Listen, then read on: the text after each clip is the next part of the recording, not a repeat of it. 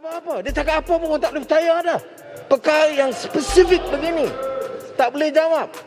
Kalau Jabatan Agung benar-benar berkenan, saya percaya semalam kita jawab. Ini dia surat. Tapi tak ada. Jawablah, tak ada. 36-12. Tolong jangan bohong Tuan Dewan. Ya, saya ada betul. Yalah, kalau nak susah jawab, saya minta jawab. Boleh? Saya menghormati cukup lah. Jawab sekarang. Betul. Jawab sekarang. Yang Muhammad pula. Mesyuarat 99. Yang Muhammad tak boleh yang Muhammad. Saya nak yang minta Muhammad, ketua. Yang Muhammad nak masuk rumah kena bagi salam kan? Ya. Saya tak bagi masuk rumah macam mana? Assalamualaikum. Tak bagi masuk rumah. Waalaikumsalam. Duduk yang Muhammad. Biar MP jawab. Peraturan mesyuarat Duduk yang 99. Muhammad. Duduk. Jangan. Berkenan ataupun tidak. Itu je. Berkenan ataupun tidak. Agung berkenan ataupun tidak. Itu je. Sekarang 36-12. Legally Dewan. Itu je. Yes or no? Yes, actually. tak hari Isnin. Yes or no? Bukan saya lari. Hari Isnin takkan lari. Pengecut. Terima kasih.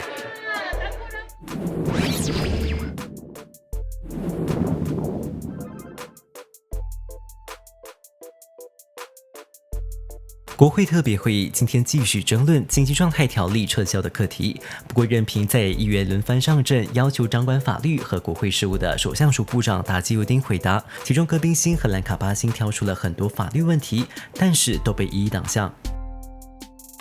Ini satu soalan yang sangat penting dan melibatkan satu isu yang melibatkan kepentingan umum. Kerana kita nak tahu adakah atau tidak apa yang berlaku pada 21 hari bulan Julai diperkenankan oleh Yang di-Pertuan Agong. Adakah ianya mengikut prosedur yang tertera di dalam Perlembagaan Persekutuan? Ini satu perkara yang cukup penting dan saya minta supaya ia ini dijawab kerana apa yang kita ada hari ini dan untuk 2 hari atau 3 hari yang akan datang adalah penerangan berkenaan dengan ordinan-ordinan yang telah pun digubal melalui proklamasi tersebut. Yang kononnya telah pun ditarik balik, dibatalkan tetapi kita tidak ada senarai. Ordinan-ordinan mana yang telah pun dibatalkan, apakah kesan dia dan sebagainya. And I think that's what rakyat hendak tahu. Sekiranya telah pun dibatalkan, kenapa kita tidak dimaklumkan? Kenapa tidak ada diletakkan di meja setiap ahli parlimen supaya kita dapat tahu secara spesifik bila ianya dibatalkan, siapa membuat keputusan, adakah ikut peraturan dan kesan dia terhadap ordinan-ordinan itu khususnya kepada rakyat umum di luar sana. Saya minta penjelasan Tuan Ketua.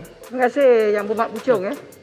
Sebenarnya saya pun sebagai ahli parlimen pun dalam situasi yang agak sama. Dan saya percaya ramai peguam di sana dan kalau kita tengok social media bertanya tentang soalan yang sama. Tapi memandangkan kita adalah sistem parliamentary demokrasi, saya dimaklumkan oleh Tuan Yang di-Pertua bahawa Yang Berhormat Menteri Undang-Undang akan memberikan penerangan dan jawapan. 直到议长阿斯哈主持会议的时候，戈宾辛也再次提及这个课题，希望议长要求部长回应。 Dan ini adalah satu perkara yang sangat penting kerana kita kena tahu apakah sebenarnya berlaku. Kalau seorang menteri datang ke Dewan dan dengan cukup jelas yakin memberitahu bahawa sudah dibuat keputusan ianya batal, maka tunjuk bukti bahawa ianya telah pun batal. Ini bukan satu perkara yang memerlukan satu syarahan. Ini hanya satu perkara yang memerlukan jawapan yes or no.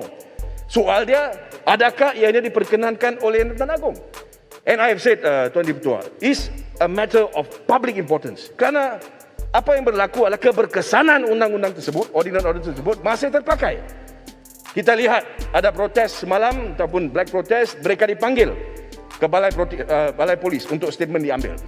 Lebih lagi kita lihat first time in this country kita ada doctors yang protes. Adakah tindakan akan diambil terhadap mereka? Bagaimana dengan masyarakat di luar di situ? Rentas mereka diberhentikan, mereka disaman dan sebagainya. Bagaimana boleh kita membiarkan keadaan ini? Menteri datang dengan cukup yakin kata yes, sudah batal. Saya tanya soalan hari ini, dia kata tunggu sehingga hari Isnin. Apa nak tunggu? Ini satu soalan yang cukup jelas. And the most important thing, kita berbincang berkenaan dengan standing orders, ya saya setuju. Tapi jangan kita lupa bahawa perbincangan ini sebenarnya adalah berkenaan dengan Perlembagaan Persekutuan dan juga kuasa Yang di-Pertuan Agong. Jadi saya di sini membuat satu permohonan agar dikaji ataupun agar diberikan petua. Bolehkah Dewan Yang Mulia ini melalui Tuan Speaker minta dan arahkan Menteri Undang-Undang jawab soalan itu hari ini. Kerana kita semua nak tahu apakah kedudukan. Dan saya rasa ini satu perkara yang ingin tahu oleh masyarakat umum di luar sana. Ini adalah tanggungjawab menteri tersebut dan saya minta petua daripada Tuan Ketua. Bangkitkan oleh Puchong. Boleh saya tambah ataupun tanya berkenaan dengan apa yang telah pun dibangkitkan. Terdapat berita bahawa Tuan Speaker telah pun menangguhkan jawapan Kota Baru tersebut ke hari Isnin.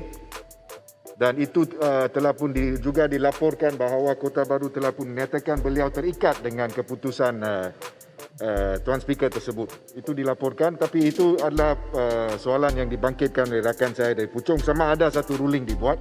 Saya mengalu-alukan satu jawapan daripada Tuan Speaker.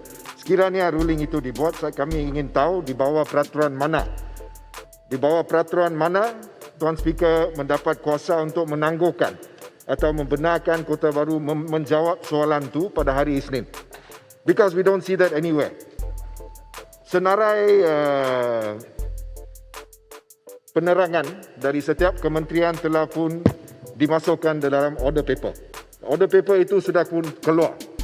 Jadi memandangkan keadaan tersebut macam mana Kota Baru boleh dibenarkan untuk menangguhkan jawapannya ke satu tarikh yang lain. That is something is important because seperti dengan izin Tuan Speaker yang dikatakan oleh Puchong tadi, isu ini adalah cukup penting berkenaan dengan revocation of the ordinance and the proclamation, dan sama ada pihak yang di Pertuan Agong telah perkenankan isu ini. Jadi kita perlu satu jawapan dengan segera. Saya mengalu-alukan satu jawapan dengan segera. Terima kasih. 无论如何，议长最后没有下令让大纪委丁解答，一切维持在下周一回应。